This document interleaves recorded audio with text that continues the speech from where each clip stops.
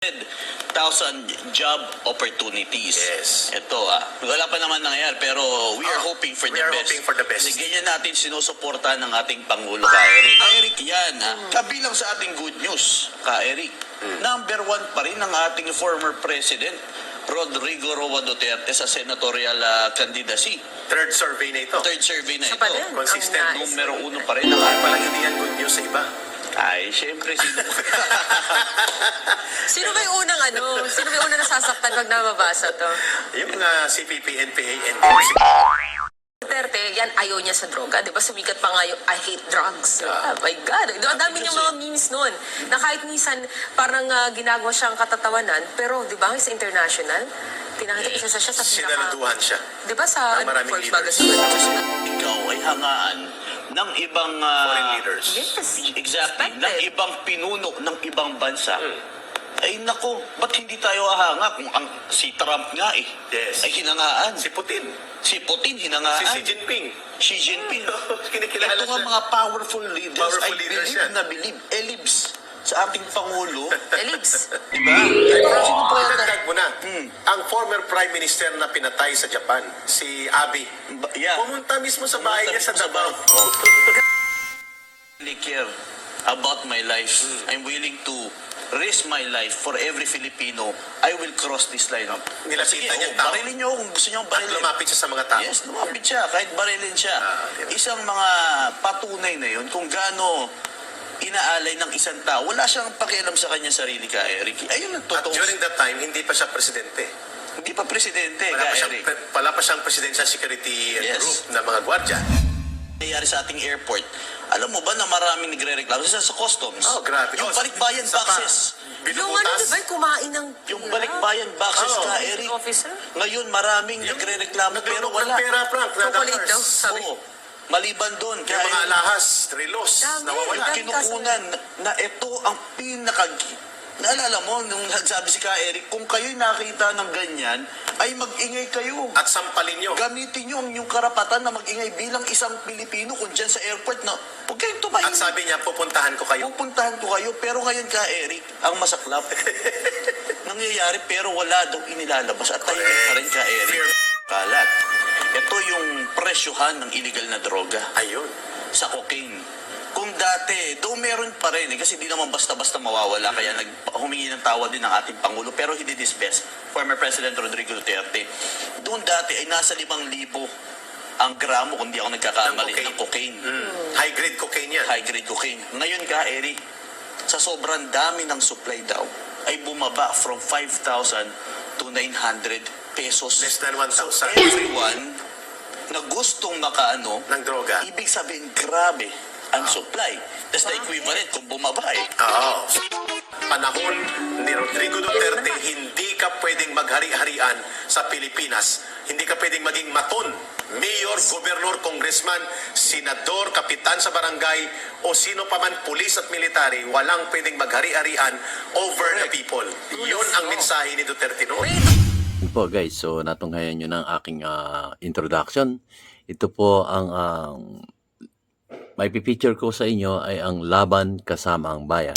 So sa ngayon, tatatlo po sila at ang kanilang pag-uusapan po dito ay ang tungkol sa ating dating Pangulong Rodrigo Roa Duterte at ang kanyang mga nagawa nung siya ay panahon na nanunukulan dito sa ating inang bansang minamahal na Pilipinas.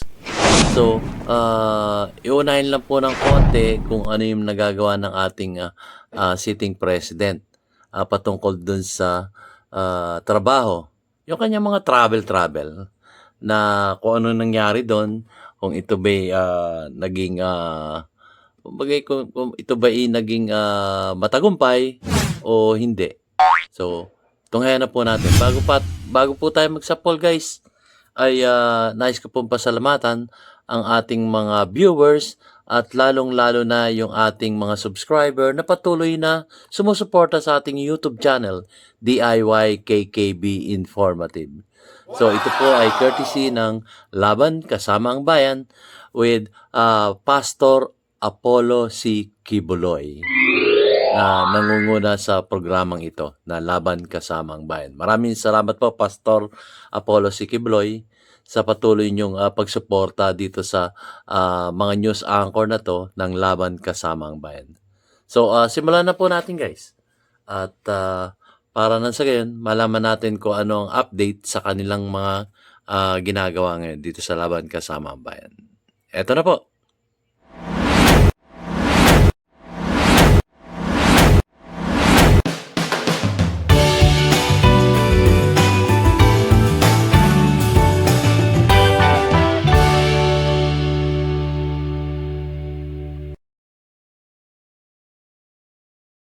Sa ating mga kababayan.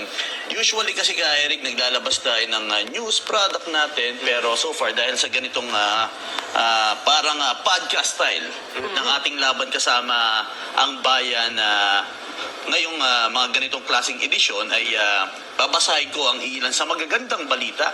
Ito para sa ating mga kababayan. Ito yung foreign trips ng ating Pangulo mula sa 2022 hanggang 2023 na nagbigay ng 200,000 trabaho, job opportunities para sa mga Pinoy. Ibig sabihin, Brother Frank, prospective job generation. Paparating ito ng mga trabaho. Paparating pala. Kasi yan Akala ay ko generated naman. through investment pledges. Yes. Pero Akala positive ko news naman. pa rin. Ah, yeah. Positive pa rin tayo. Kasi So, may pag-asa. may pag-asa tayo na may papasok na mga 200,000 na mga trabahong sabi nga ni Brother Franco sa kanyang consolidated information, nanggaling ito sa 2022 hanggang 2023, mahigit 200,000 na prospective jobs Oo. ang i-generate ng mga foreign travels nito ni Pangulong Bongbong Marcos Jr. And we're hoping and praying for 2024 na lahat ng ito ay mag-materialize. Yan. Actually, these are opportunities, ito mga kababayan. These 200,000 job opportunities. Yes. Ito wala pa naman nangyayari, pero we are hoping for we the are best. hoping for the best. Kasi ganyan natin sinusuporta ng ating Pangulo ka, Eric. Kung ano ang kabutihan, doon tayo. Kung anong tama, titindig tayo para doon. At kung anong ikabubuti para isulong ang ekonomiya at ang buong bansa sa pangunguna ng Pangulong Bongbong Marcos Jr. at ang kanyang katuwang na si Vice Presidente Sara Duterte, ang SMNI at ang Laban Kasamang Bayan. Ating komentuhan po. So, ang binabalita nila ngayon ay ang tungkol sa mga job opportunities kasi nag-travel ang ating sitting president papunta sa iba't ibang bansa. So, ito na po yung resulta. Kaya lang, figures pa lang to. Hindi pa nagaganap. So, pakinggan natin kung ano tong mga figures na to at mga hindi nagaganap, yung kanyang mga travel trips sa iba't ibang bansa para kumuha ng trabaho para sa ating bawat mamamayang Pilipino dito sa Pilipinas. So, ituloy po natin, guys. Tingnan natin kung maganda yung balita. Doon po sila papunta. Yan. Kaya Eric, ito, basahin ko lang. Go. Kasi base sa datos ng Department of Trade and Industry sa naging foreign trips ni Pangulong Bongbong Marcos noong 2022, nagkaroon ng 7,100 job opportunities mula sa Indonesia, Wow! 14,932 mula naman sa Singapore, Singapore. 98,000 mula sa New York, USA, Oo. 5,500 naman mula sa Thailand, Maganda, maganda. 6,480 mula sa Belgium, at 730 job opportunities naman mula sa Netherlands. Sa Europe. Pero nitong 2023, 32,722 job opportunities ang nabuksan ng China para sa mga Pilipino. Again, emphasize natin, Frank, at China. China yan. Ayan, mga So, hindi kababayan. natin kalaban ng China. At saka kapansin-pansin na malaki-laki ang nabigyan ng oportunidad ng China sa ating mga Oh, Pilipino. mga pro-China kayo. 32,000. Sa Almost US, 28,000. Yes. Tapos 24,000 mula naman sa Japan. Oh, malaki rin. Ito, 6,386 mula sa Washington, D.C. So, sa Amerika by state. Sa 8,365 naman mula sa Malaysia. Tinunta niya rin yan. pala. 450 mula sa Singapore dahil maliit lang naman Singapore. So, ito yung second batch. Yes, Kasi for kanina 2023. may 6,000 sa Singapore, 2022. Yes, correct. At 15,750 sa Japan Malaki. mula sa naganap na ASEAN-Japan Summit noong December 15 hanggang 18. umabot rin sa 4.19 trillion pesos ang halaga ng consolidated at process investments mula sa foreign trips ng Pangulo simula last quarter ng 2022 hanggang ngayong 2023. Kaya, Ang syempre, ibig sabihin yan, Brother Franco, we expect na ito ay hindi mga portfolio investment, kundi mga foreign direct investment. Ano pong pagkakaiba ng portfolio investment? papaliwanag. Ang portfolio investment po ay sa stock market, sa mga securities. Hindi siya nagpo-put up ng factory. Pag FDI or foreign direct investment, nagpo-put up ng factory, ng processing plant, we hope na ang karamihan ng investment na ito ay mga foreign direct investment sapagkat kaya siya mag-generate ng job prospects and opportunities dahil mag-hire sila ng mga manggagawang yes, Pilipino. exactly. Okay, ang pagkakagets ko kasi parang mga OFW ito, doon kasi magbubukas, oh no, this is here. Combined. Combined. Na ang priority ng investment nila ay ang pag-hire ng mga manggagawang Pilipino. Hindi na mention, no, kung ano yung mga particular Kaya trabaho. tinanong ko kung ito ba ay manufacturing, Yeah. ito ba ay garments, semiconductor, and electronics, or sa mga BPO processing. Most likely kasama pati ang mga BPO dyan, or ang mga call centers. Maganda naman na may ganun tayo natanggap na balita, pero interesado din tayong malaman no, ano ba yung sitwasyon mismo sa loob ng ating bansa. Yes, tama. Yan, Okay. pero Guys, basta susunod yan. natin, alamin ating yan. komentuhan po ito, Kabuuan. ha? Pero syempre, Komentuhan po pinapalakpakan natin. ang ating So, yung sinasabi rito ng mga lipad o lalakbay ng ating sitting president sa iba't ibang dako ng mundo, sa iba't ibang bansa, ay nakakalap siya ng mga trabaho para sa ating mamayang Pilipino dito sa Pilipinas. Ito po kumbaga, sa aking pananaw po parang pagbebenta to ng kakanyahan ng ating mga kapwa Pilipino dito sa Pilipinas para mga ibang bansa. Di po ba?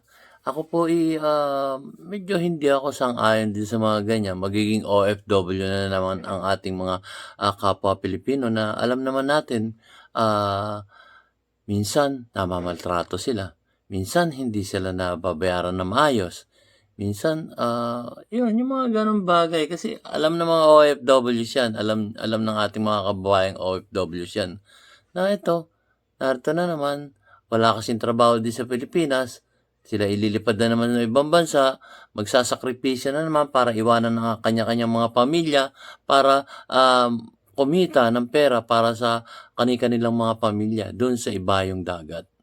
Nakakalungkot po na imbis na mga trabaho dito sa Pilipinas ang asikasuhin para mapalago ang mga manggagawang Pilipino dito sa Pilipinas para makatulong sa ating inang bansang Pilipinas, ang nangyayari, ang ating trabaho parang ibebenta. Yung mga talino at sipag ng ating mga kapwa Pilipino dito sa Pilipinas ay i-export, ganun yun i-export yung ating mga magagaling na matatalino at masisipag na ating mga kababayang Pilipino, i-export pa nila yung kanilang mga kakanyahan. Nakakalungkot po. Imbis na ang gawin ay gumawa ng paraan para maghikayat ng mga investors. Kung wala tayong kakanyahang mag-finance nung negosyo dito sa Pilipinas, maghikayat po tayo ng mga investors galing sa ibang bansa. Dito sila mag-put up ng business at dito sila kumuha ng mga manggagawang Pilipino na mas lalong makakatulong sa paglago ng ating ekonomiya dito sa ating inang bansang Pilipinas. Tama po ba? At hindi na sila yung lalabas pa ng ating bansa para makipagsapalaran. Ang hirap pong malayo sa ating mga pamilya. Alam po ng mga OFWs yan. At alam ko rin po yan na napakahirap lumisan dito sa ating bansang sinilangan.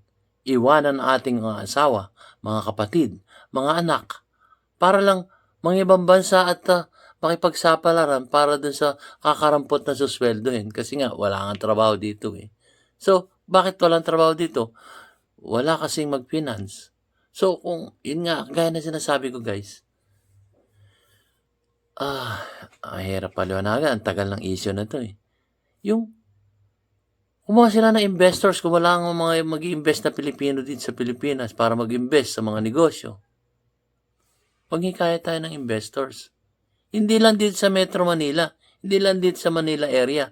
Siksika na tayo dito eh. Pumopokus sila sa investment dito sa Maynila. Mali po. Nakita na natin ang resulta eh. So, ang mga investors po na dapat nating invite, doon sa mga probinsya. Para na sila umasenso. Di ba po? Lalo halimbawa, sabihin na natin, sa parting Bicol, magtayo sila ng mga doon.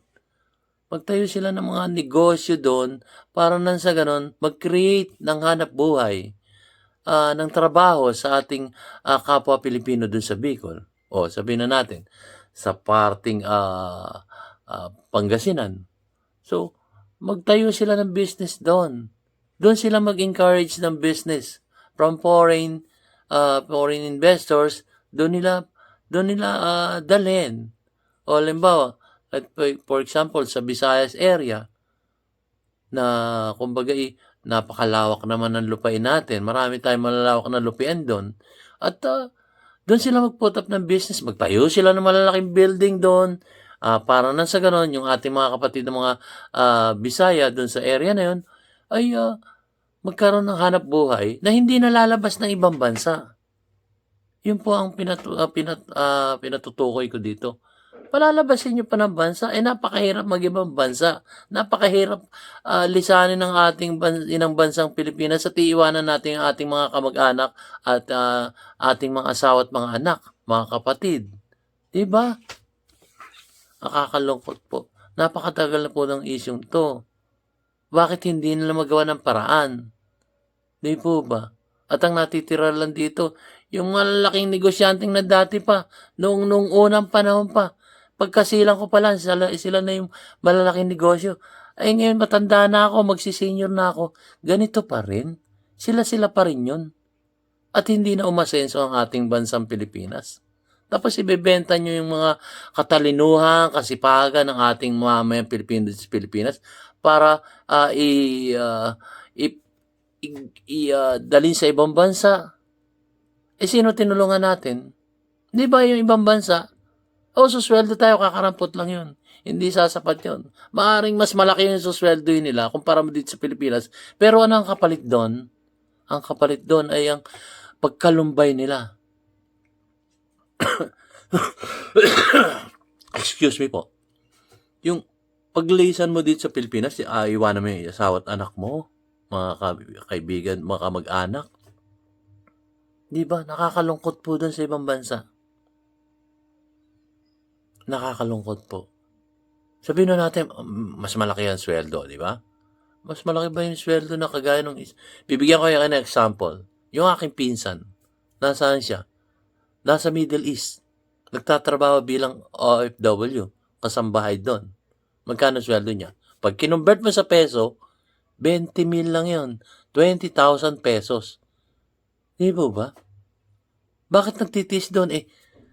Yun nga, nababalitaan nga ako, medyo hindi maganda ang trato sa kanila doon. Yun po ayon sa aking pinsan. 20,000 magtitis ka bilang kasambahay OFW, tapos for God's sake, di ba? Napakahirap po. O sabihin na natin sa ibang trabaho, ganun din po, malalayo pa rin sa pamilya.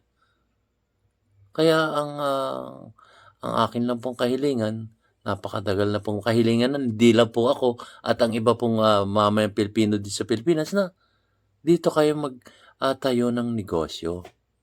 Kung wala nga kakayahan ng Pilipino para mag-invest ng negosyo dito, mag-encourage tayo ng mga investors. Hindi po ibebenta natin ng mga Pilipino sa ibang bansa para magsilbi sa kanilang bansa doon sa ibayong dagat.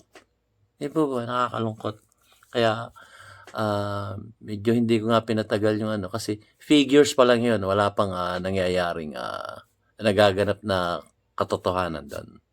So, ituloy po natin guys. Medyo naging madamdami lang po ako doon kasi parang papunta na naman sa mga naaaping Pilipino yung mangyayaring ibinenta yung ating kakanyahan sa ibang bansa.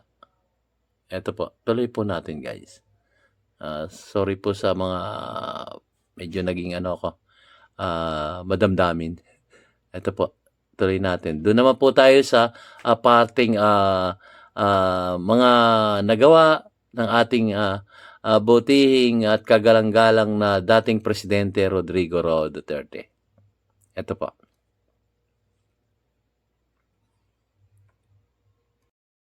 Pa rin ang ating former President Rodrigo Roa Duterte sa senatorial candidacy. Third survey na ito. Third survey na Siya pa ito. din. Consistent. Ang nais. Numero 1 pa rin ang Ay, ating... parang hindi yan good news sa iba. Ay, syempre, sino... Sino ba yung unang Sino ba yung unang nasasaktan pag nababasa to? Yung CPP, NPA, NDF, sigurado yan. Kay Franz Castro, not good news yan, Frank. Naku. At pati kay Raul Manuel at kay Arlene Rosas. Pero tama ka sa iyong sinabi, Miss Ina, ni Brother Franco, good news yan sa sambayan ng Pilipino. Yeah. Yes. Bakit, Miss Ina? De una, kasi nakita natin pulso to ng ating mga kababayan na ganun pa rin pagtingin nila sa liderato ni Pangulong Rodrigo Duterte na kung siya ay tatakbo muli, siya pa rin ang pipiliin ng ating mga kababayan. Yeah. And to be objective about this, I mean, naging presidente siya at nakita natin yung kanyang naging pamamahala sa atin, di ba? Yung mga programa na itong kasulukong administrasyon na pinangako yung pagpapatuloy tulad ng Build the Lead Program, ng NTF-ELCAC, ano pa ba? Basta yung, di ba, yung kabuuan ng kagandahan ng naka-administrasyon, tapos yung kanyang anak na si Vice President Sara Duterte sumama, di ba, sa yeah. team ni Pangulong Bongbong Marcos. Kaya nga yung expectation, di ba, ng ating mga kababayan, Yes. lalong mas malakas, mas ang puwersa ng ating gobyerno magsulong ng pagbabago. Pero Go. sabi mo nga, sino bang hindi natutuwa dito? Oo. Ito ang CPP, NPNDF. At na-discuss natin sa mga nakarang araw, yung nakikita nating sitwasyon ng ating mga kababayan na tila nagkakaroon ng alyansa sa sa ilang sangay ng ating pamahalaan.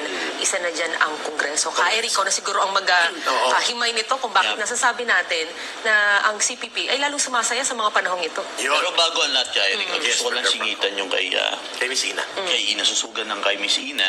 Siyempre, ako'y natutuwa dahil waipik ang propagandang nilalabas ng iba't ibang sangay ng CPP, NPA, NDF kung saan pa man sila nakaalyado o kung sino ang kanilang makinarya para sirain ang ating Pangulo. Entry survey na, Nasa Frank. politiko man o wala sa politiko.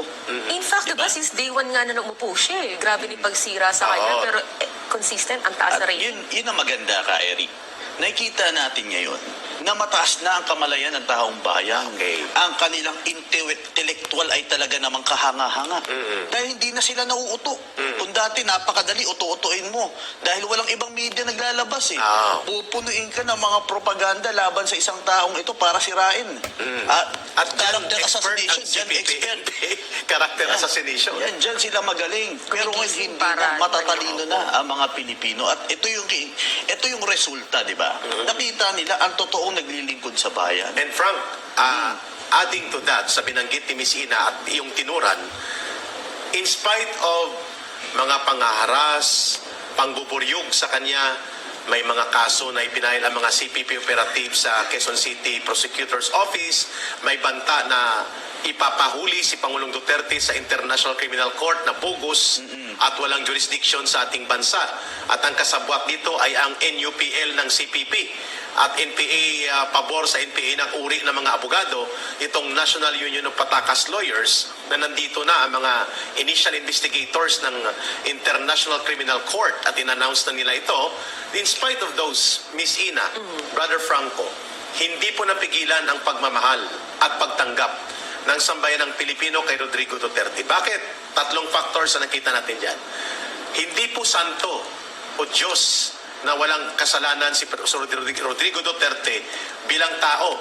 Pero in terms of the decisive leadership, in terms of very critical factor ng matatag na pamumuno at ang kanyang paninindigan na ipatupad ng todo-todo ang tamang batas sa mga kriminal, terorista at mga nagwawasak ng ating bayan, minahal siya ng taong bayan. Yes. So that kind of critical factor of strong and decisive leadership na nipakita ni Rodrigo Duterte mula nang siya ay mayor pa at naging presidente siya, yan ang nagbunsod na consistently kahit anong survey ang gagawin mo, very popular at tanggap at mahal siya ng sambayan ng Pilipino. Number 2, ang kanyang pagmamahal sa bayan.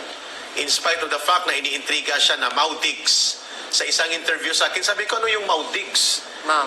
Digong pala. Yeah. Chitong tsaka Digong. Ngayon ko na nalaman diba? yun. May mga lumabas kasi. Oo, may mga lumalabas. Photos. In spite of those insults against the President, kay former President Rodrigo Duterte, hindi naniniwala ang taong bayan na Correct. ipinagkakanulo at ibinibenta tayo ni Pangulong Duterte sa China sapagkat ang kanyang posisyon ay hindi pabor sa China kundi anti-war, anti-aggression sapagkat pinapangalagaan niyang hindi masalanta ng digmaan na hindi naman dapat kailangang mangyari ang mga bangayan natin sa China.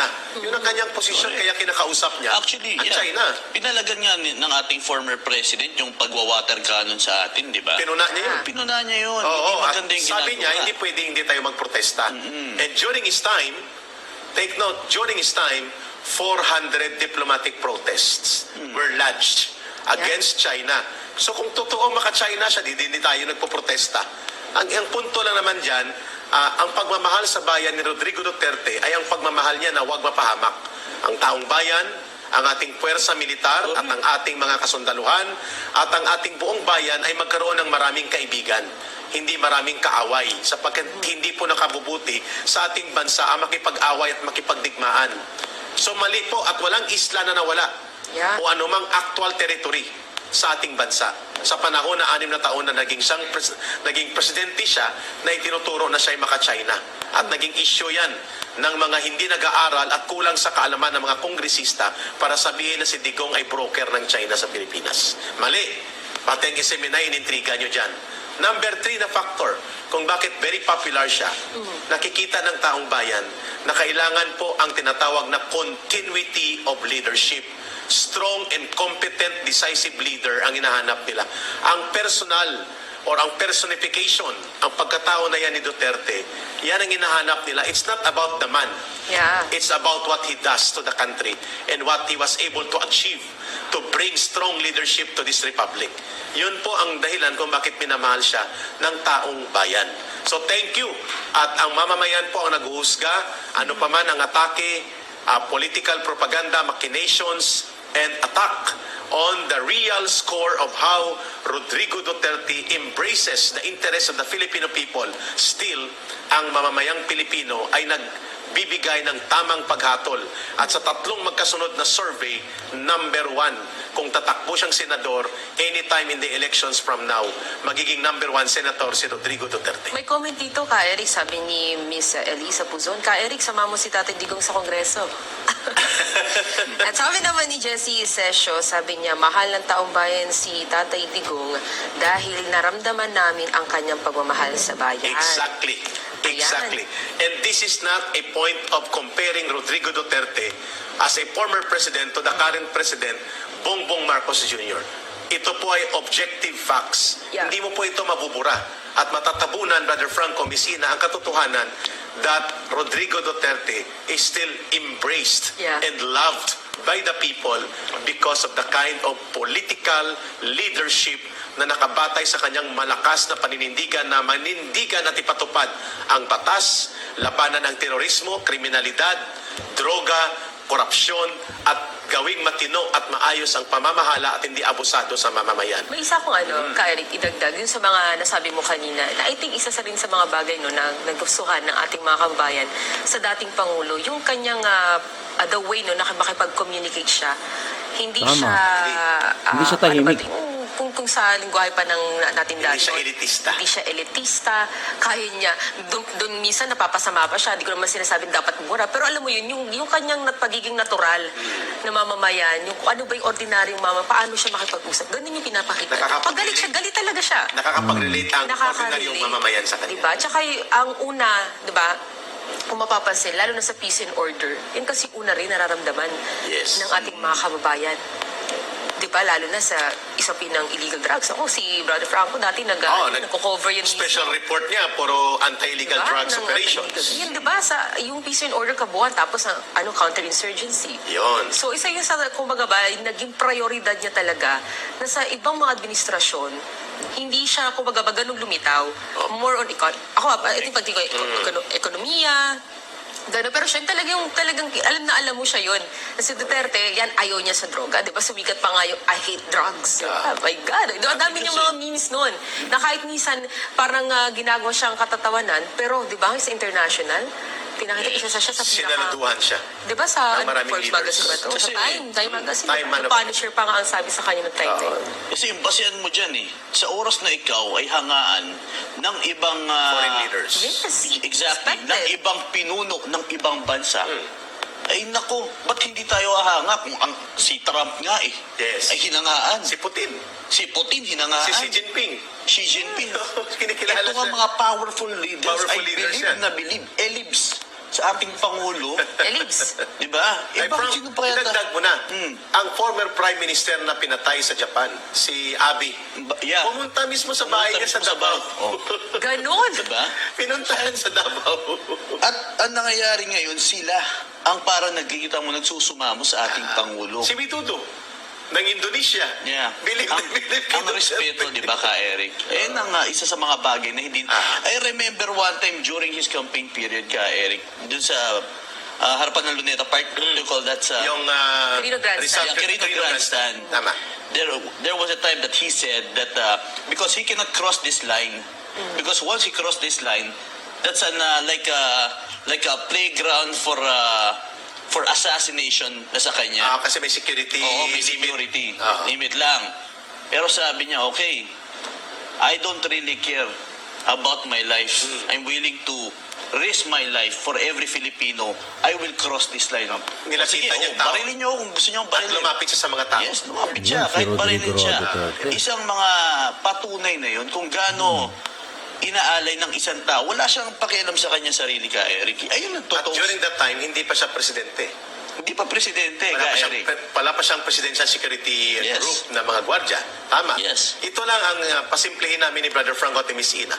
Why a former President Rodrigo Duterte, or a political leader for that matter, like Rodrigo Duterte remains popular after even is out of office anymore, or already, wala na siya sa opisina niya sa bilang Pangulo. Number one, dito niya ako napabilib, and I think maraming Pilipinong bumilib dito.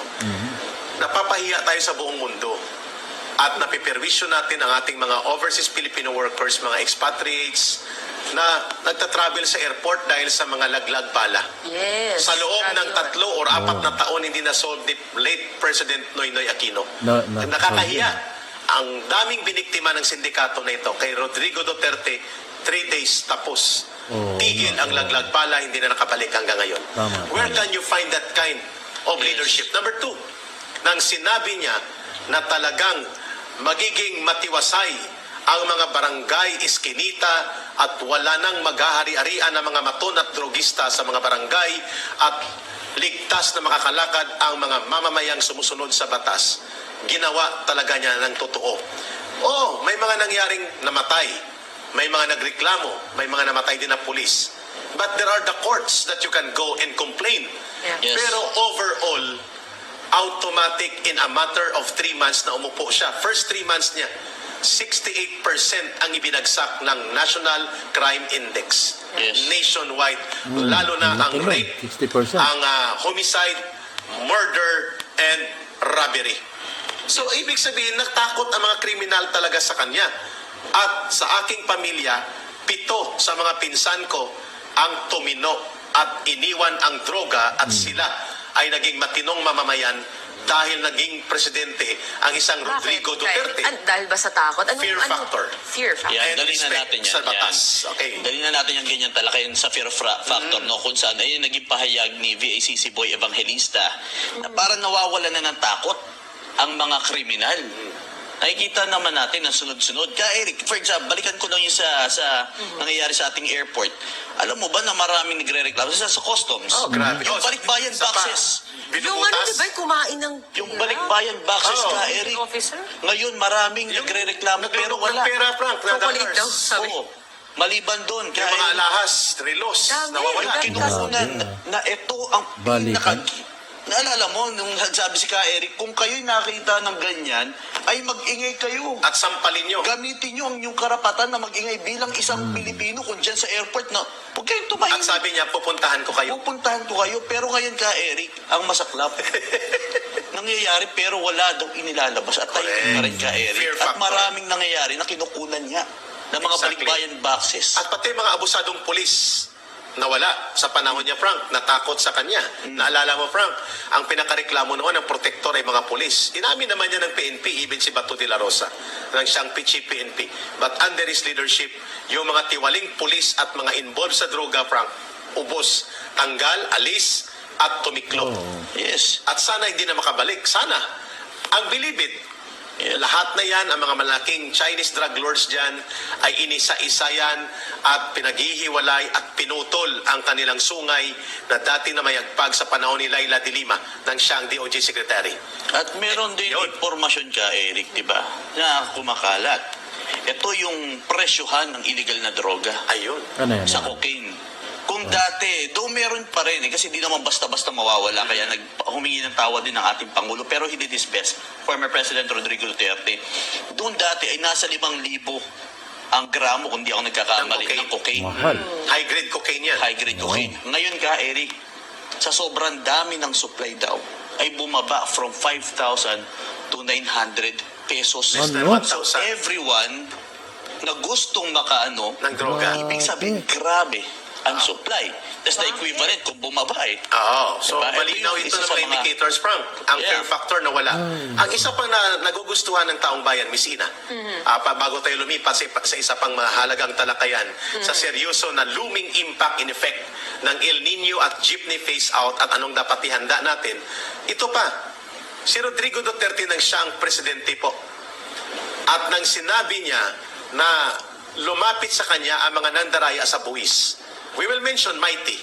Yes. Mighty Tobacco. Sapagkat ito, Frank, open knowledge ito, news ito. At nakikipag-ariglo sila noon sa kanilang tax delinquency na dinaya ang buwis at iba pa, mga kaso sa smuggling.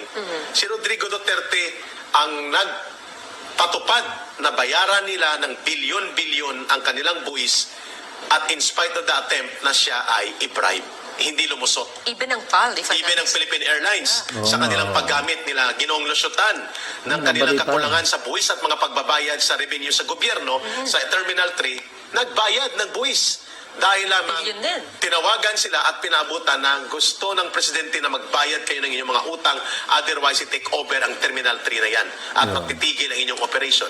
Ano pa? Nang mag-attempt na magpatupad ng paniningil sa buwis, sa metro ng tubig, more than 12 pesos dahil nanalo daw sila sa International Trade Arbitration Court sa Singapore. Ang Manila at Maynila Water, Brother Franco, ng mga malaking oligarkiya, Pangilinan, Ayala, Lopez, sino ang pumigil nito? At sinabing subukan nyo at ako at ang pamahalaan ay maninindigan na matitigil ang inyong paggamit ng tubig na pagmamayari ng taong bayan, which is a patrimonial right Yes. and patrimonial source ng natural wealth ng bansa. Tumigil at hindi na ipatupad ang 12 pesos and 50 centavos per cubic meter na paniningil Yes. sa tubig na presyo dahil lamang sa kanilang pagrespeto, paggalang at pag-aalangan na abusuhin ang ordinaryong mamamayan. Sa panahon ni Rodrigo Duterte, naman. hindi ka pwedeng maghari-harian Ayun, sa oo. Pilipinas. Hindi ka pwedeng maging maton, mayor, gobernador, congressman, senador, kapitan sa barangay, o sino pa man, pulis at military, walang pwedeng maghari-harian over the people. Yun ang mensahe ni Duterte noon. May dugtong lang ako kasi Okay. naalala ko to dahil I-komento komento natin ng natin konti, mga ha? So, yun nga guys. Hindi po ba natin naaalala yung mga nagawang kabutihan ng ating kagalang-galang butihing dating Pangulong Rodrigo Roa Duterte? Yun lang, yung sinasabi nila sa airport, ang ating mga OFWs nagkakaroon ng problema. Nasolusyonan agad yun. Yung tanimbala, laglagbala. Meron pa nga doon na matanda na nakuha ng di umano ng bala, pero hindi naman po totoo. Yun nga ang nangyari doon. So, parang nangyayari nung panahon na yun, pera-pera. Noon, nung mga panahon na yun. Pero nalinis ng ating kagalang-galang na butihing dating Pangulong Rodrigo Roa Duterte noong mga panahon niya noon. Hindi niyo po ba naalala yon? Tapos ngayon, babatikusin natin siya na kung ano-anong walang katotohanan. Nakakalungkot po. At sinunod siya pa dyan, yung mga tax, nabalita rin yun. Yung sa Philippine Airline na hindi nagbabayad ng bilyon-bilyon na tax. Nagbayad yon ang may-ari ng Philippine Airline ng si Lucio Tan. At kung hindi sila magbabayad, pa-take over nga raw yung Terminal 3. At totoo pong nangyari yon. Alam natin yon. Alam natin yon na nangyari yon at lumago ang tax revenue ng ating kaban ng bayan. At hindi pa nagtapos yun, di ba? Meron pa. Marami pa. Kagaya nung pagbabayad natin sa tubig, tataasan nila. Yung tubig ay galing sa ating mga bulubundukin dito sa, particular dito sa parte ng Bulacan, Tanay. Doon tayo kumukuha ng tubig na ating iniinom, ating ipinanlalaba. Di po ba? So, piniit yun. Bakit nyo tataasan ng 12% yung pagbabayad ng buwis, inaatang nyo sa amin yung inyong mga losses? Hindi siya pumayag nun. Talagang sinabi niya, matigas na sinabi niya, sige, ipatupad niya, pwede namin i-take over yung Manila Waters, yung Maynilad. Di po ba? Nangyari yon. So, siya mapagmahal talaga sa bawat isang Pilipino dito sa ating inang bansang Pilipinas. Marami siya nagawa, guys. Parang nakalimutan na yata ng iba nating mga kapatid na kababayan dito sa Pilipinas. So, wag po kayo maniniwala doon sa mga bayarang vloggers na influencer na sinisiraan, hindi man lang sila tumanaw ng utang na loob na ginawa ng ating dating Pangulong Rodrigo Roa Duterte noong panahon niya, na marami siyang nagawa at nakita natin ang pagmamahal niya sa ating bansang Pilipinas, sa bawat isang mamayang Pilipino sa ating inang bansang Pilipinas. Di po ba? Tapos ngayon, kung ano-anong pagbabatikos, pag-impluensya sa ating mamayang Pilipino na sinisiraan siya, nakalulungkot po talaga. Nakakalungkot talaga na nakadama tayo ng ginhawa noon. Ngayon, parang naghihirap na naman po tayo. So, ituloy po natin, guys. Tuloy po natin. Yan lang po. Malabo ang mata ni Lolo. Nasaan na yung play? Yan lang po, guys. Hindi natin makita. Pasensya na po. Babae noon, taga Mindanao kasi si dating Pangulong Rodrigo Duterte, pero siya lang ang nagkaroon ng will na ipalinis ang Manila Bay at ang Boracay. Exactly. Tama. Grabe Miss din yung Ina, pinagdaanan ng mga panahon. never done before. Miss Ina, napunta malapit ito sa lugar ko, Brother Franco, ang Boracay. Oo. Ang malalaking Bago. hotel at resorts dyan, abusado. Sorry sa kumakain. Ang kanilang waste, direkta yan, nakabaon, nakatago, pero ang buga sa dagat. Sino nagpasarado para sila ay tumuwid ang mga kanilang illegal construction at illegal na mga disposal ng mga dumi ng kanilang negosyo? Rodrigo Duterte lang ang gumawa Tama. niya. Yes. Actually, gusto ko lang may dagdag ka, Eric.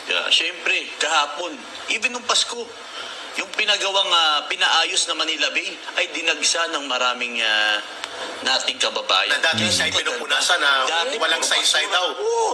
Diba? Pinaganda. Yung Ayun ang Dolomite pagbabago. Beach na Yung sinasabi. Dolomite Beach, yung Dolomite Ginamit ng CPP. na sinisiraan ng CPP, NPA, Oo, dahil nila daw Franz ito Castro, ay... nila. yan, mga solsolero. Gusto kasi nila yung mga madudumi, di ba? Tama, dugyot. Gusto ko lang din isingit dito ka, Erica. Ito, maganda rin na nabanggit dito sa ating mga Sige, sa chat go. box, si Miss Eddie Baby Pink Roslyn yan. PRRD increased the salary of teachers and Yes. soldiers Nurses and pa, Frank. policemen. Nurses pa. And nurses pa. From 7,000 and 8,000 range, naging 16,000 to And I think 18,000. yung buong Laki, government diba? employees natin, di ba? Mayroong tranche yun Yes, sa kanya. Pinalaki ka, Eric, di ba? At ito pa, Frank, ang hindi makakalimutan ng taong bayan. Sa Iraq at sa Syria, Yes. 3 taon di matapos-tapos ang digmaan sa ISIS. Sa Marawi, 4 na buwan tinapos ni Rodrigo Duterte at ng pamahalaan. Ang dami talaga. Bilib at saludo ang malalaking bansa na natapos natin ang mauting Oo nga. ISIS at DI, Daula Islamia, na mga pagkilos sa digmaan sa Marawi at na-handle ng maayos at na ipakita ni Rodrigo Duterte na alam niyo kung saan nangyari ito, Brother Frank, nasa Moscow siya nang nilusob ang Marawi ng ISIS Mauti Group. Yes, the day, no? Nahila At for... the day na imimit niya si Putin, he canceled immediately the meeting with Putin at umuwi siya at hinarap ang krisis na ito. That's Rodrigo Duterte. The Yeah. kind of decisive leadership na hinahanap ng mamamayang Pilipino. Of course, hindi siya santo. Yes. Hindi siya santo papa. Hindi siya Diyos para hindi siya magkamali. But for all, the overall assessment impact ng kanyang pagiging Pangulo, that kind of political leadership, lalo na sa CPP, NPA, NDF, Yun ang paborito ng part. yun. Ilang porsyento ba ang dumapa ng NPA? 80% ng bumaba siya, lugmok ang NPA at ang kanilang naghihingalong kilusan ay hindi na makahinga, ngayon lang nagre-recover dahil sa kanilang unholy alliance with the Speaker of the House at nagagamit nila ang lower house sa Kongreso Yun. para magmaniobra. Under the time of Rodrigo Duterte, ang kanilang bugos at peke na peace talks hindi naka-take off. Teka lang ka, Eric, mayroong napansin kababayan natin dito. Sabi niya, bakit parang year-ender to ni Pangulong Duterte? Ay, Pinag-usapan hindi natin maiiwasan po sapagkat kailangang malaman ng taong bayan ano po ang mga dahilan. Bakit wala na siya sa kapangyarihan Yun. at si Duterte pa rin ang hinahanap ng mga tao. So sana po huwag kayo magdamdam yung mga nasa administration na ito. We are not comparing things. We are making objective reality check na dapat paghalawan ng lessons ang mga aral ng mabuting pamamahala so that mas lalo pa itong ma-improve, not to become jealous or insecure about this. Ang isang matinong leader ay hindi nakakaramdam ng jealousy. Ang matinong leader na may misyon na ang layunin ay paglingkuran at ayusin ang bayan at ang mamamayan ay paglingkuran ng totoo, you will never feel jealous or insecure doon sa mga naunang leaders na pwede mong halawan ng tamang aral ng pamamahala upang mapa-improve pa ang ating bansa. Because after all, our country is not about the persona of the president. Tama. Yes. Leadership in government is about the mission and program of the government kung paano mo ito ipatupad, Brother Franco Misina. Yes, kaya nga ka, Eric, isa lang din sa, syempre, naalala ko ba sa ating former president, isa sa mga Pinay na na-involve lang sa illegal na droga, ka, Eric, sa China, ay, I think, kinatulan na ng Sa Kwan, Indonesia. Indonesia ba? Si Velasco, mga apelyido. Velasco, isang ina. Very, no. Yeah, May recently lang. Velasco ang apelyido. I think may recently lang, Indonesia, I think China, or... Pinuntahan Pero, at kinausap ito. niya si Widudu. Yan. Ngayon. Asa ngayon? Bago. Ngayon ba? Okay. Kung dati gano'n na nangyari, kinakausap ng ating Pangulo. Kinausap niya si Widudu. Pinausap. Ngayon may balita na isang Pinay na yun nga, hinatulan ng bitay. Parang drug trafficking ang kaso. Pero ang drug lord sa Pilipinas ay naka-aircon pa daw. Lang. Grabe. ay, Nakabalik na ba mga aircon nila doon? ako yung magsalita Nakita ko patungkol ka, Eric, last pero month, Frank, ang pwede binanggit mabisita at na. kinonfirm yata yung mga pool. alam naman ka, Eric, ng ating mga Talagang- kababayan kung ano yung naging laban natin sa Bilibid. Alam kung paano nilinis ng ating Medyo Pangulo pa sa loob. ang Bilibid. Aircon na pala ulit. Ako mismo nakita ko dahil pinasok ko kung ano ang kalagayan ng mga Chinese gumawa ka ng drugs. special Wait lang, sabihin mo muna kung ba't ka nakapasok doon. Naggawa po siya ng Yan, gumawa ako Special ng report. special report.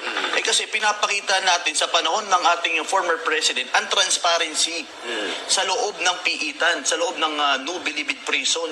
Dito kaya nga nagre-report daw kung paano nila binaklas ang libo-libong mga kubol. Na naging parang mini resort sa loob Yeah. ng Bilibid. Isipin mo ka, Eric, ang kubol nire-rentahan magkano? Isang kwarto per unit. 15,000 naman. 15 umaabot mo Wow. ng 200. Depende Pag sa buhay, laki. Pag high-end. Pag high-end, pag may May aircon, mga amenities. 200. Ayan ang isa sa negosyo, sa loob ng piitan.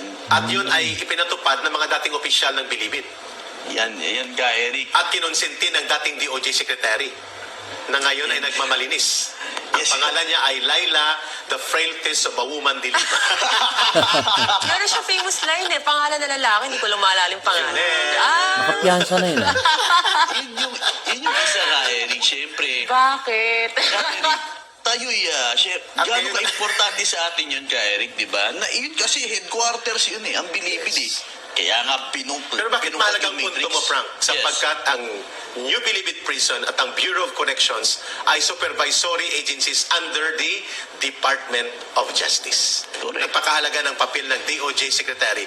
Kaya Ginang Laila Dilima, hindi mo masisisi ang mga mamamayan na hindi sila natutuwa na nakalabas ka sa kulungan. Yes. Kaya, isa lang yun sa mga bagay na ating kinakaharap ka, Eric. At syempre, alam naman natin kung gaano kasama ang naidudulot ng illegal na droga. Kaya naman pangunahin itong nilalabanan ng ating former president. Correct. At isa At sa mukhang mga... Frank yan dyan sa minahal ng todo. Yeah. Marami siya naging kalaban dyan. Lalo na yung mga involved talaga sa droga, may mga namatay, nakulong. Pero ang sambayan ng Pilipino, overwhelmingly tinanggap nila.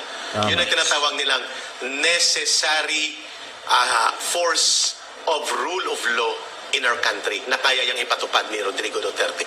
Pero Frank, huwag nating kalimutan para bago tayo maglipat sa iba pang topiko. Habang kasi dami nating OFWs na nanonood ngayon. Go, Miss Ina. Bigyan natin daan yung kanyang mga, Sige, please. mga komento. Sabi ni Catherine Reyes, so President Duterte, ang tanging nag-iisang presidente ng Pilipinas ang nagbigay halaga, pagmamahal, malasakit, panahon at oras para bisitahin ng mga OFW. Yes. Abot ng kanyang mararating, ipadama ang pagmamahal sa OFW.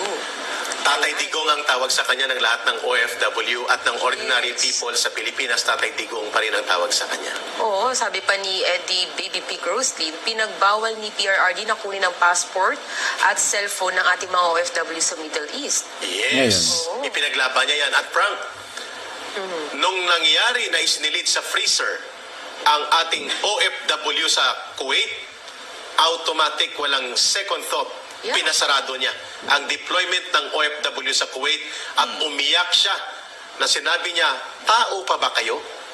How barbaric a man can be and can become. Why can you treat people like our Filipino workers in your country na nagsisilbi sa inyo? Those are the words of Rodrigo Duterte, Frank, na isinilid sa freezer ang isang OFW natin sa Kuwait.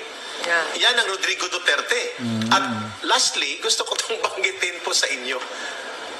Sa CPP, NPA, NDF, nakipagkaibigan siya not because he wants to conspire with them. He wants to give them a chance to be part of the government at iwan ang madugo at armadong paglaban sa gobyerno. 4 or 3 na cabinet post ang ibinigay at several scores of undersecretary and assistant secretary positions sa maraming agencies of government. Yeah. Anong nangyari? After 2 years, walang ginawa kundi i-infiltrate ang gobyerno, kumuha ng pondo, lokohin ang pamahalaan, and enough was enough. Rodrigo Duterte led the creation of National Task Force to end local communist armed conflict. At ito ang dahilan kung bakit nagalit sila kay Rodrigo Duterte, Brother Franco, and Miss Ina. At ang panghuling punto natin dito, sana marinig po ito ninyo, hindi po dapat nagbabangayan ang DDS, diehard Duterte supporters at mga loyalista ng Marcos. Let's give it to the man.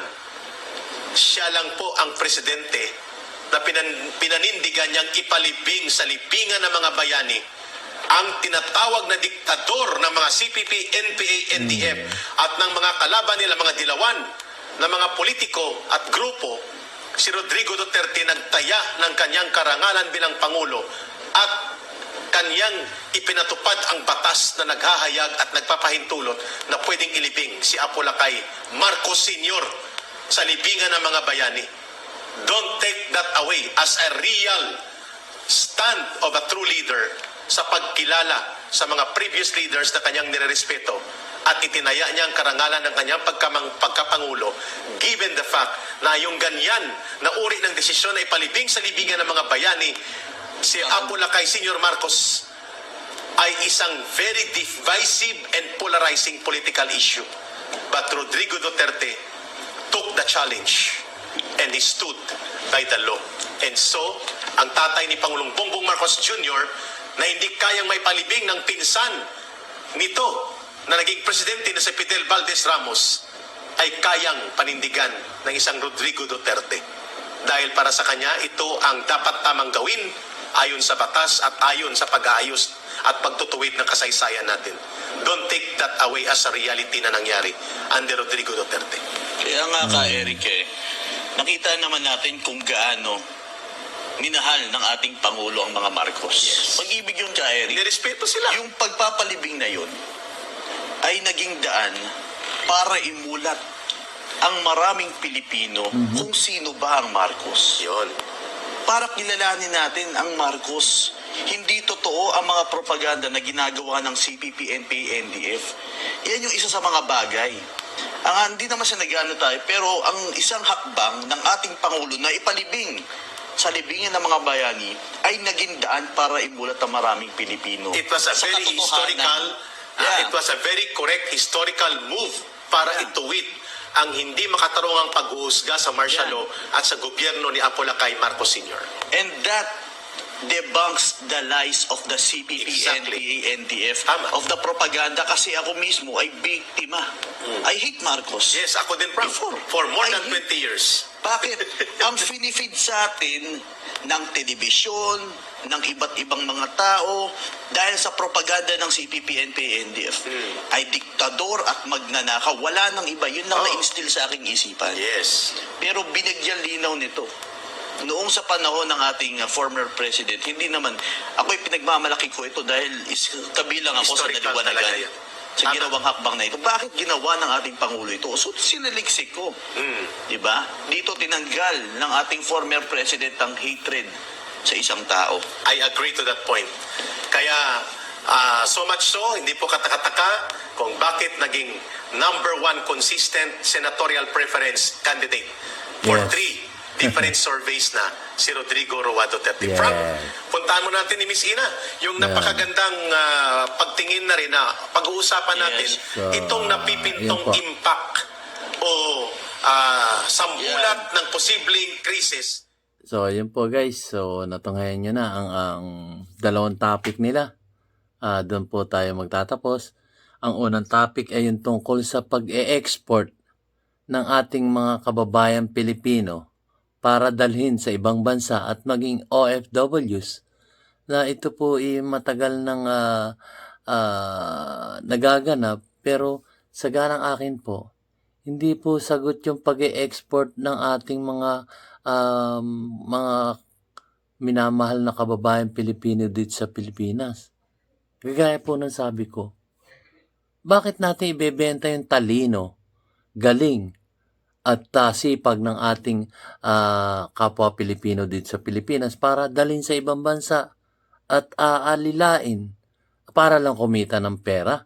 Oo, naroon na tayo. Kailangan natin ng pananalapi para isuporta sa ating asawa, mga anak, mga kamag-anak. So, para maitaguyod ng bawat isang pamilya dito sa Pilipinas. Pero, hindi po yun ang sagot eh. Ang sagot po kung wala tayong kakanyahan, mamuhunan dito sa ating sariling bansa, ito naman ni dati na natin ginagawa, mag-inganyo tayo ng mga foreign investors para mag-business dito sa ating bansang Pilipinas. Hindi yun tayo ang pupunta sa ibang bansa para maghanap buhay doon. So, nakakatulong man po, pero overall, hindi po eh. Kasi, nakakalungkot po at mahirap mga ibang bansa.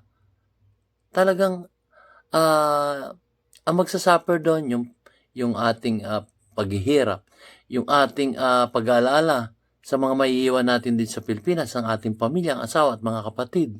Yun po, alam na alam po yan ng ating mga OFWs. At alam na alam din ng mga kanilang mga kamag-anak, asawa, anak, na mga naiiwan din sa Pilipinas. Talagang nakakalungkot po yun, guys. Why don't we do encouraging foreign investors from other countries na para magtayo dito ng business at gumawa sila ng batas na makakaluwag at makakaengganyo sa mga foreign investors para magtayo dito ng negosyo at para dito magtrabaho ang ating kapwa Pilipino. At hindi lang po 'yun. Wag po nila i-focus dito sa Maynila ang pag-engganyo ng mga foreign investors.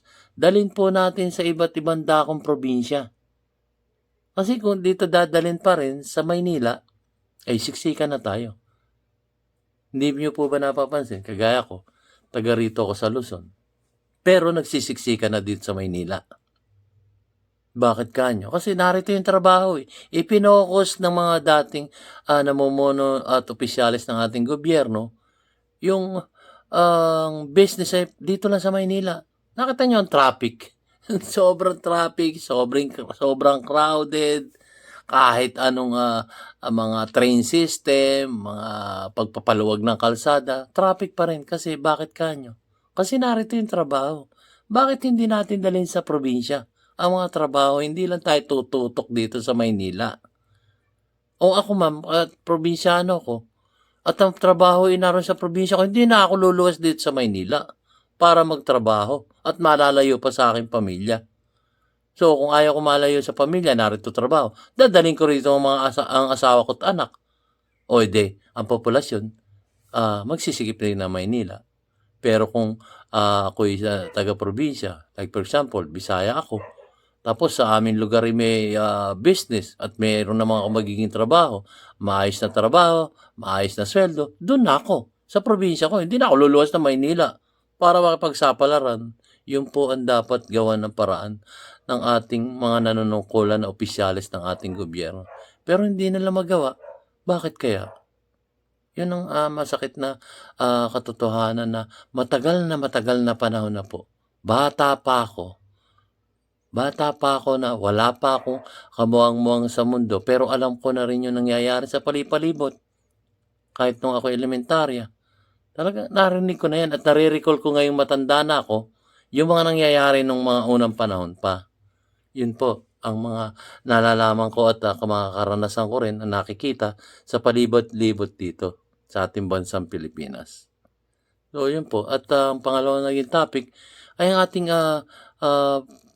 dating Pangulong Rodrigo Roa Duterte na maraming nagawa. In-explain na nga ng ating mga iniidolong mga news anchor dito sa Laban Kasama ang Bayan ang mga nagawa ng ating kagalang-galang dating Pangulong Rodrigo Roa Duterte.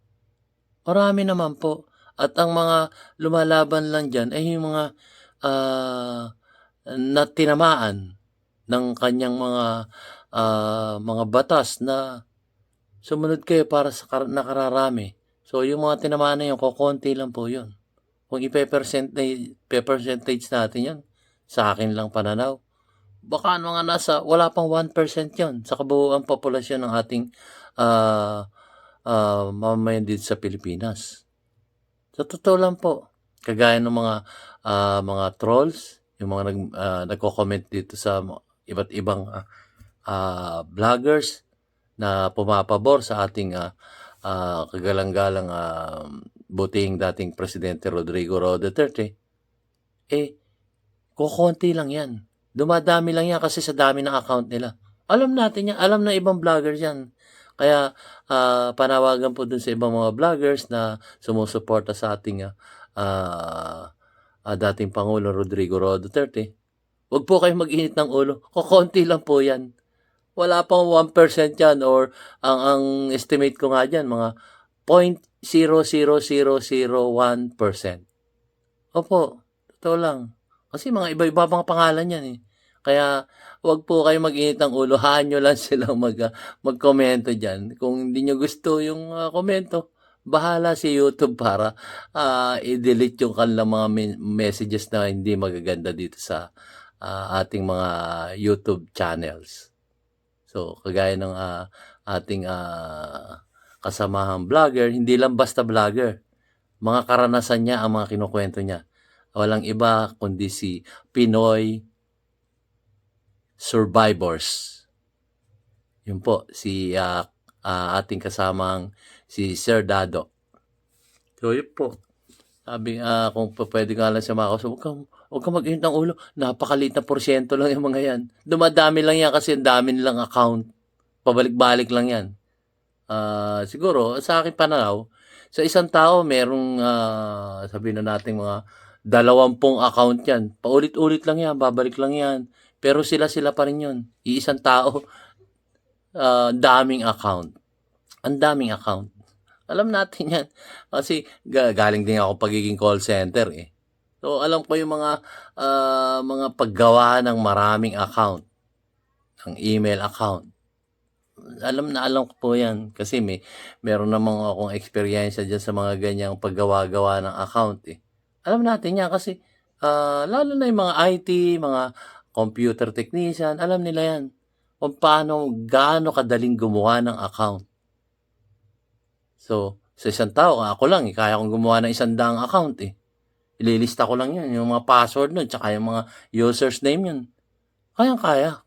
Kahit sino, kahit batang pastit, kayang gumawa ng maraming account. So, yun po. Kaya ako hindi na ako. Nung una siguro, medyo nabubisit ako kasi iba-iba yung mga, masakit sa mata pag binasa natin. Pero hindi. Kasi bagkus na kayo maapektuhan, lalo kayong babalik-balikan yan. Doon sa ating Sir Dado. Huwag po kayo magagalit doon. Lalo kayong gagalitin yung mga yan. Pero nyo na, huwag nyo lang pansinin. Magsasawa rin yan. O kung hindi mo magsawa, patuloy sila ganon kasi yun nga sabi ng ating si Sir Dado na bayaran yan. Marami nagsasabi, marami talaga may mga trolls na nabayaran po talaga yan. Marami yan.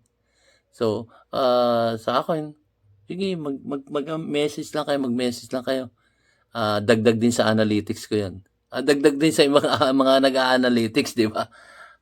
Alam ng mga YouTuber yan, pag kami nag-message, dagdag sa analytics ng kanilang mga YouTube channel yan. So, chill lang, cool lang. Vlog lang tayo at kung ano yung ating pananaw sa buhay na makakatulong sa bawat isang mamayang Pilipino dito sa Pilipinas at naibablog natin kung ano yung mga nangyayari sa palibot dito sa Pilipinas, tuloy lang. At magkomento sila, karapatan nila yun. Freedom of expression nila yun. Freedom of speech nila yun. Walang problema doon. Tapos, ito nga, balik tayo dun sa trabaho. Ang trabaho po kasi dito, imagine niyo, gaya nga nung pinsan ko, ng ibang bansa, nagpunta sa Dubai. Ang sweldo niya, convert mo sa peso is 20K.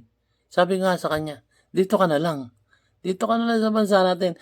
Mag-call center ka na lang. Ako naging call center ako. Kaya lang, lumabo na nga mata ko, kaya hindi na ako nakakapagtrabaho ngayon. Ang sweldo ko noon, to tell you the truth, nagsimula po ako ng 20,000. Tapos, nung tumagal-tagal ako, kasi 12 years po ako sa call center. So, kumbaga, knowledgeable na po ako sa pasikot-sikot dyan sa call center. So, from 20, naging 25, naging 30. So, dito pa lang. Ba't pa kayo mangingibang bansa?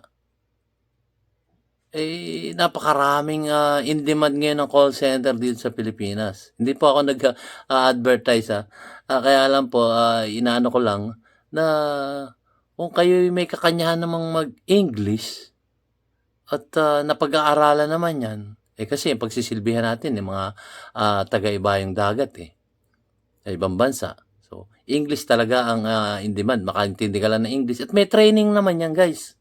Habang nagte-training kayo, sumusweldo na kayo doon. Konting English lang, tapos, kumbaga, gawa na kayo ng script nyo, kung ano yun din naman sasabihin pag may account kayo sa call center. Yun din ang sasabihin nyo. Parang lang kayo doon. Parang paulit-ulit talaga yung sasabihin nyo. So, i-master nyo yung mga ibang sentences. At yun din ang sasabihin nyo sa iba't ibang customer nyo sa call center. Di po ba? Marami ngayong nagko-call center. Yung ibang walang kakanyahang magtrabaho ng mabigat, halimbawa sa construction, mag-switch kayo sa call center. Maganda po sa call center at maraming trabaho sa call center. Talagang napakarami po. Nag-aagawan pa sila sa mga ahente na mag-a-apply sa kanilang kumpanya. Napakarami po. Aprobado po yan. Alam na alam ko po yan. So bakit kayo mangingibang bansa?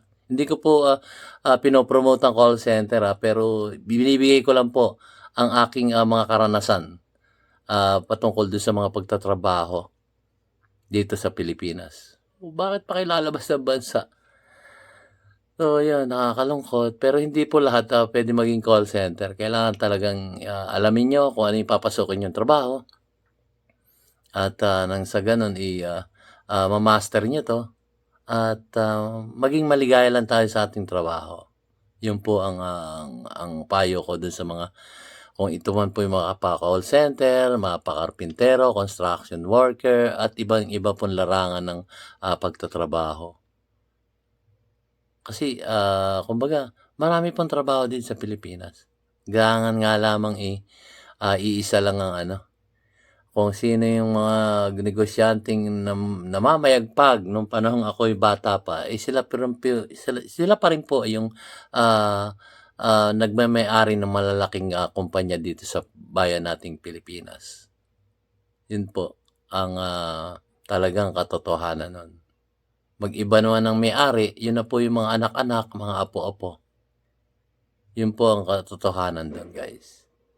So, sana naman po, magkaroon talaga ng tunay na desisyon para doon sa mga ating mga kapatid na mamamayang Pilipino din sa Pilipinas na mag-isip naman po sana ang ating mga opisyalis ng gobyerno para sa kapakanan ng bawat isang mamayang Pilipino patungkol nga dyan sa mga trabaho. Wala talaga tayong o konti ang trabaho pero sa overall marami pong trabaho hindi lang naaakma dun sa kakanyahan ng isang tao. So yun po sana ang pagpursigihan ng ating gobyerno. Ang trabaho dito sa Pilipinas, hindi yung i-export natin ang kakayahan natin sa ibang bansa. Kasi nakakalungkot po yan. Nakakalungkot, mahiwalay sa pamilya. Yun po ang number 1 na kalaban ng mga nangingibang bansa. Gaya ng ating mga OFWs na isang mga bayani ng ating bansang Pilipinas. So guys, hanggang dito na lamang po at mahaba-haba na yung aking mga naikwento. Maraming salamat po sa inyong panonood ng aking mumunting YouTube channel, DIYKKB Informative. So, gaya nga na sinasabi ni DIYKKB Informative, keep safe, God bless, and you have a great day. See you on my next vlog, guys. Maraming salamat po.